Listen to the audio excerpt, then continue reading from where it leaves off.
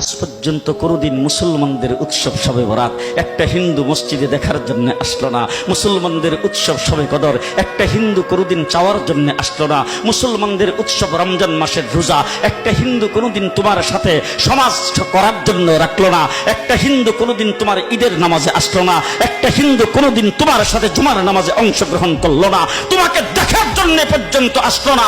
তার কারণ হলো হিন্দুরা মনে করে এটা মুসলমানের উৎসব, আর তুমি মুসলমান হইয়া হিন্দুর দুর্গা পূজায় কিভাবে গেলা? তোমার কি হয়ে গেল? তোমার কি লজ্জা শরম তুমি ধুয়ে ফেলে দিয়েছো? তোমার কি কোনো লজ্জা শরম নাই? লজ্জা শরম নাই? আবার কি সুন্দর বলতেছ, ধর্ম যার যার উৎসব সবাই। হাই হাই হাই, ও মুসলমান যুবকেরা ভালো করে শোনো, ধর্ম যার যার উৎসব সবার, তাইলে বিয়া যার যার বউ তো সবার। জি, বিয়ে যার যার বউ সবার, পুষ্কুনি যার যার মাস সবার, গাছ যার যার ফল সবার, ক্ষেত যার যার ফসল সবার, দোকান যার যার মাল সবার।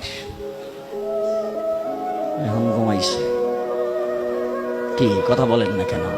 তাহলে আমার দোকানের মাল যদি আমার হয়, আমার ক্ষেতের ফসল যদি আমার হয়, আমার গাছের ফল যদি আমার হয়, আমার গাছের নারিকেল যদি আমার হয়, আমি বিয়ে করলে বউ যদি আমার হয়, মুসলমান আমার পুষ্কুনির মাস যদি আমার হয়, তাইলে ধর্ম যার উৎসব তার।